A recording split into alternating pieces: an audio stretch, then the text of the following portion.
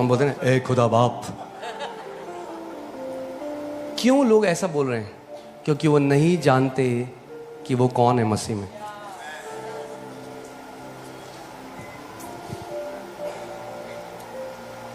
मेरी भेड़ें मेरा शब्द सुनती हैं और मैं उन्हें अनंत जीवन देता हूं। प्रभु आपको अनंत जीवन देगा नहीं, वो दे चुका है। और कैसे दिया? चल दे दिया। कैसे दिया? मेरा क्वेश्चन है आपसे, कैसे दिया अनंत जीवन? चलिए इस पे बात कर। कैसे दिया? ऐसे, और आपने ऐसे ले लिया? कैसे दिया अनंत जीवन उसने आपको? हाँ, विश्वास से तो दिया, पर कैसे आया आपके पास?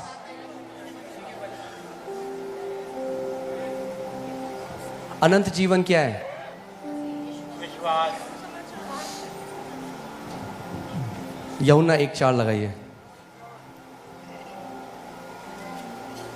अनंत जीवन परमेश्वर जोई, जो नेचर है परमेश्वर का। कैसे दिया परमेश्वर ने? आपके पिता ने आपको स्वभाव कैसे दिया? कैसे आया आपके पास? आपके पिता का स्वभाव कैसे आया? कैसे आया? कैसे आया?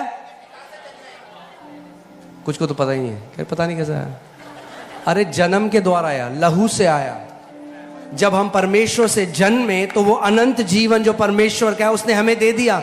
मगर कैसे दिया? क्योंकि हमने उससे जन्म लिया, उसके द्वारा उसने हमें अनंत जीवन दिया। यूहन्ना 1:12 कहता है, परंतु जितनों ने उसे ग्रहण किया उसने उन्हें परमेश्वर की संतान होने का अधिकार दिया। वे ना तो जो मांस और लहू से, जो इंसान की इच्छा से, मगर परमेश्वर से उत्पन्न हुए हैं। कैसे आया आपके पास नेचर? परमेश्वर उस जन्म के द्वारा आया। आमीन। अब अगर वो आपके अंदर वो नेचर आ गया, अनंत जीवन आपके अंदर है, तो उसको कोई छीन नहीं सकता।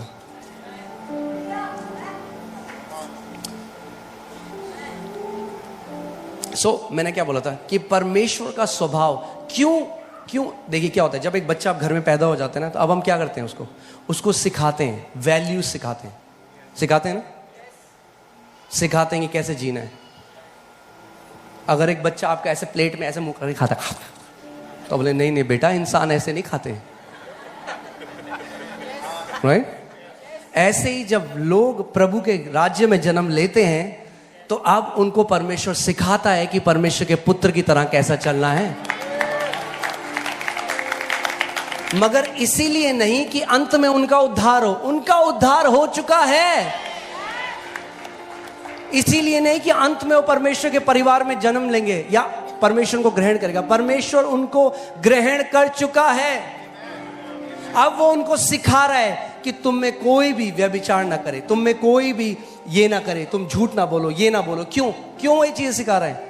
वो सिखा रहा है कि परमेश्वर का स्वभाव कैसा है, कि हम अपने पिता की तरह चलना सीख सकें। मगर इसीलिए नहीं कि आपको उद्धार मिले, अंत में आपको उद्धार मिल चुका है।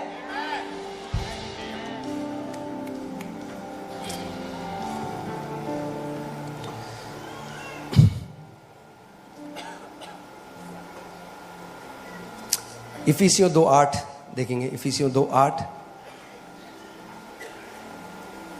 हालेलुया। क्योंकि विश्वास के द्वारा अनुग्रह ही से तुम्हारा उद्धार हुआ है। कैसे हुआ आपका उद्धार? विश्वास के द्वारा अनुग्रह ही से तुम्हारा उद्धार हुआ, और ये तुम्हारी ओर से नहीं वरन परमेश्वर का दान है। क्या है? परमेश्वर का, यानी इंग्लिश बाइबल कहती है गिफ्ट है। और आप जानते हैं परमेश्वर की एक बात है, परमेश्वर जो गिफ्ट देता है उसको वापस नहीं लेता। अगर परमेश्वर उद्धार देकर वापस ले लेता है तो वो झूठा ठहरेगा अपने वचन के अनुसार। बोलिए, उद्धार परमेश्वर का गिफ्ट है। गिफ्ट क्या मतलब? क्या होता है गिफ्ट का मतलब? आपको कमाना नहीं पड़ा उसके लिए, फ्री में मिला है। भले उसकी बहुत बड़ी कीमत परमेश्वर ने खुद चुकाई, मगर हमें फ्री में दिया। आमीन। और ये तुम्हारी ओर से नहीं वरन परमेश्वर का दान है, और ना कर्मों के कारण, ऐसा ना हो कि कोई घमंड करे। ओ हालेलुया। ये कर्मों के कारण नहीं है। किसके कारण है? विश्वास और अनुग्रह के कारण। क्योंकि हम उसके बनाए हुए हैं और मसीह यीशु में उन भले कामों के लिए सृजे गए हैं।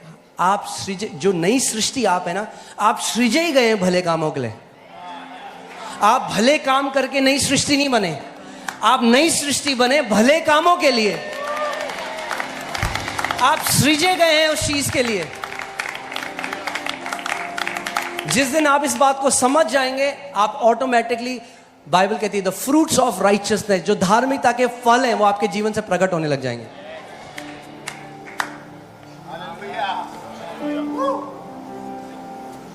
आमीन।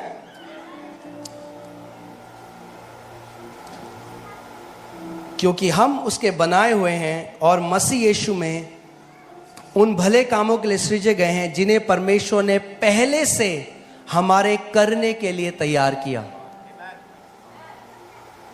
हालेलुया। सो नाउ जब आपको उद्धार मिल गया, आप परमेश्वर के बेटे और बेटी हो गए। Now you are just learning to function as sons and daughters. अब आप सीख रहे हैं इस पृथ्वी में परमेश्वर के बेटे और बेटियों की तरह कैसे चलना है।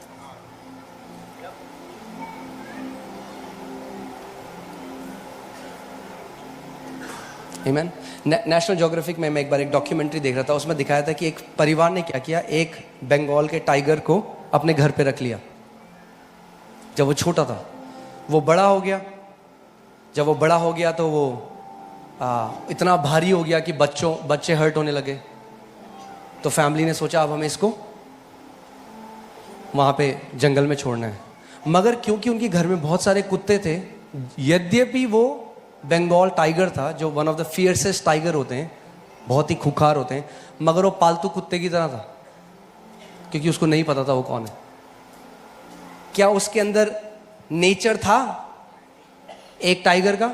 हाँ। कुछ लोग कह रहे नहीं। हाँ भाई, पैदा हुआ था वो टाइगर की तरह, इसलिए नेचर था टाइगर का।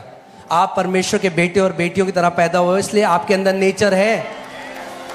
मगर जैसे वो कुत्तों के साथ रहा और कुत्तों की तरह बिहेव कर रहा था, वैसे ही आपने इतना सुन लिया, तुम पापी हो, पापी हो, पापी हो।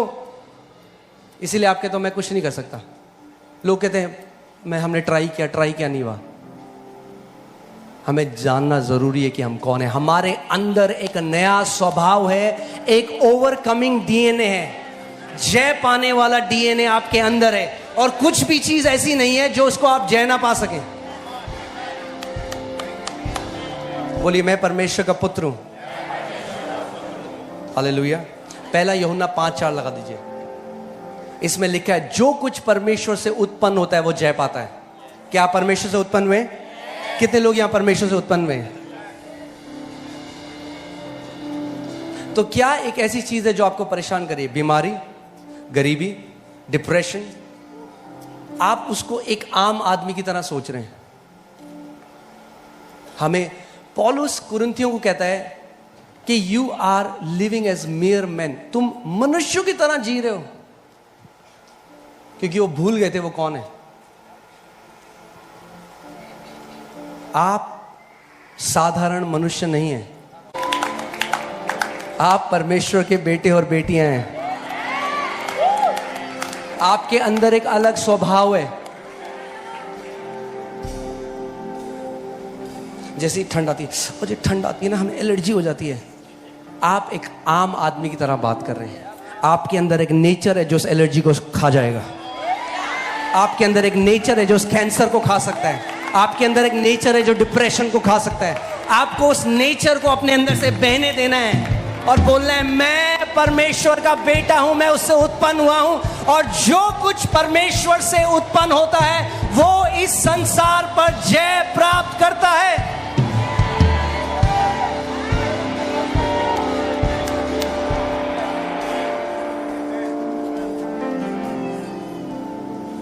एक बार एक बहन मेरे पास आई, बोला पास्टर जी मैं सिगरेट पीती हूं और शैतान मेरे को कॉन्डमनेशन, मेरे अंदर दोष लगाता है चर्च आने के लिए। अब हो सकता है कि मैं एक सेल्फ राइचियस हिपोक्रेट की तरह उसको बोलता, अच्छा सिगरेट पीती है, निकल जाओ चर्च से बाहर। मैं आपको सच बता रहा हूं, जो मैंने उस बहन को बोला, मैंने कोई बात नहीं बहन, मैं भी पीता था प्रभु में आके। यीशु मसीह की तरफ देखते रहो, बढ़ते रहो, कब ये आदत खत्म हो जाएगी आपको पता नहीं चलेगा। और एग्जैक्टली ऐसा ही उनके साथ हुआ। जब छोटा बच्चा पैदा होगा तो डाइपर में पॉटी भी करेगा और खाना भी गिराएगा हर जगह, मगर उसको बढ़ने दो। अपने अंदर जो मसीह है उसको बढ़ने दो। आमीन। जो मसीह आपके अंदर रहता है, जो आप नहीं कर सकते अपनी स्ट्रेंथ में, मसीह आपके द्वारा करेगा। यही ग्रेस है, यही अनुग्रह है। जो आप नहीं कर सकते वो मसीह जो आपके अंदर रहता है वो कर सकता है। वो आपको उस डिप्रेशन से बाहर निकाल सकता है, वो आपको उस आदत से बाहर निकाल सकता है।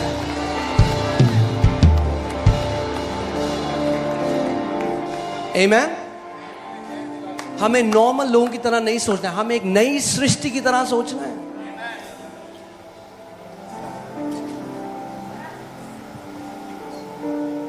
आमीन।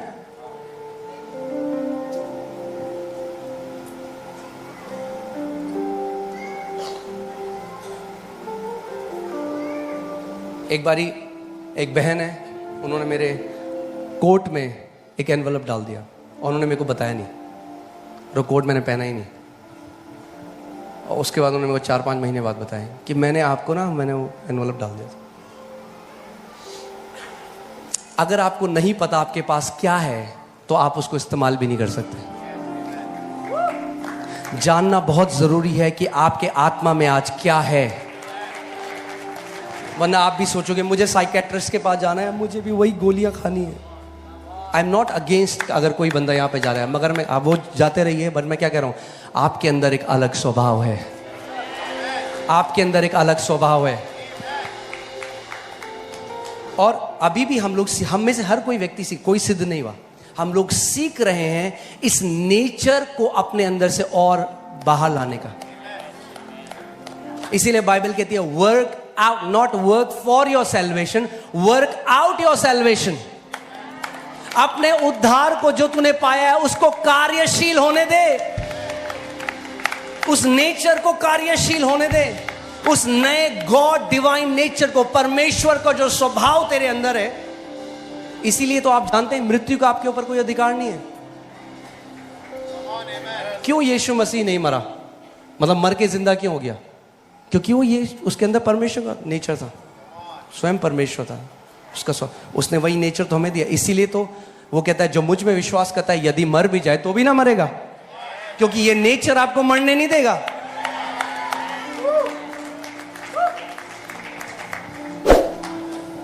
इसीलिए अच्छा आप वहां जाते हैं चर्च में? हाँ जी, आप उसको मानते हैं, हम यीशु मसीह को मानते हैं। नहीं, यीशु मसीह को समझना बहुत, हम लोग ईसाई नहीं है जो हम एक देवी देवता की तरह यीशु मसीह को मान रहे हैं। वो उद्धार लेकर आया हर पूरी मानव जाति के लिए, और बाइबल बताती है कोई और नाम दिया ही नहीं गया स्वर्ग के नीचे जिसके द्वारा मानव जाति उद्धार पा सके। जितनों ने उसे ग्रहण किया उसने उन्हें परमेश्वर की संतान होने का अधिकार दिया।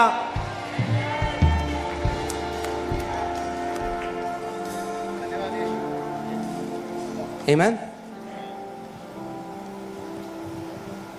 और परमेश्वर इतना उत्सुक है कि उसके बेटे जो हैं, जब मैं बेटे कह रहा हूं तो सारी बहनें भी हैं उसमें, जो उसके पुत्र हैं, जो उसके पुत्र हैं वो राज्य और प्रभुता करें।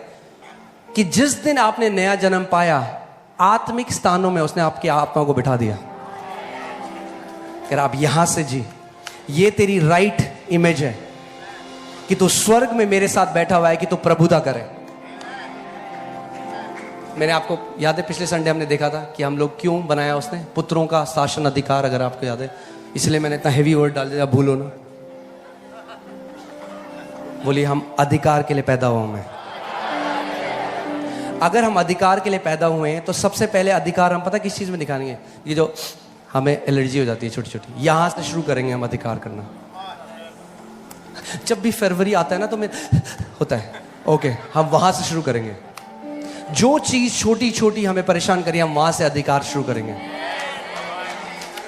फिर से लगाइए पहला यूहन्ना 5:4। मैं चाहता हूं आप देखिए इस बात को।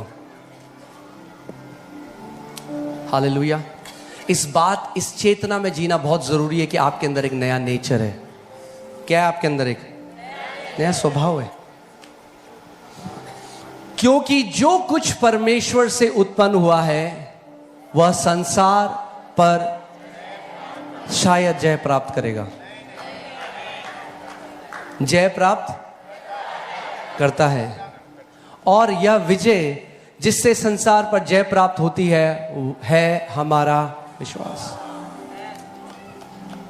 यानी अगर आप परमेश्वर से उत्पन्न हुए हैं तो आपके अंदर वो ओवरकमिंग डीएनए है। क्या है आपके अंदर? डीएनए है।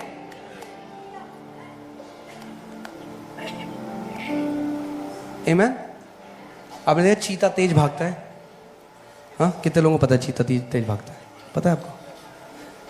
ऐसा तो नहीं है ना कि 100 चीते पैदा होते हैं उसमें से एक तेज भागता है, बाकी हल्के हल्के भागते हैं। तो वो चीता की परफॉर्मेंस में है कि एक चीता ने बहुत अच्छा भागना सीख लिया, उसके डीएनए में है तेज भागना। हमारे डीएनए में है जय पाना। परमेश्वर ने हमारे डीएनए के अंदर डाल दिया है कि हम जय पाएं, हम जय में जिए, हम डोमिनियन में जिए, हम अथॉरिटी में जिए, हम शासन अधिकार में चलें।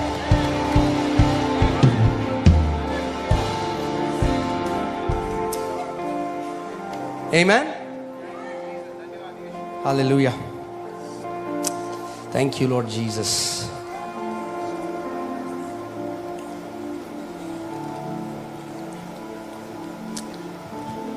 इसीलिए पूरा सुसमाचार कर्म तो बहुत बाद में आते हैं, इस बारे में है कि आप क्या परमेश्वर से जन्मे हैं या आप परमेश्वर से जन्मे नहीं हैं।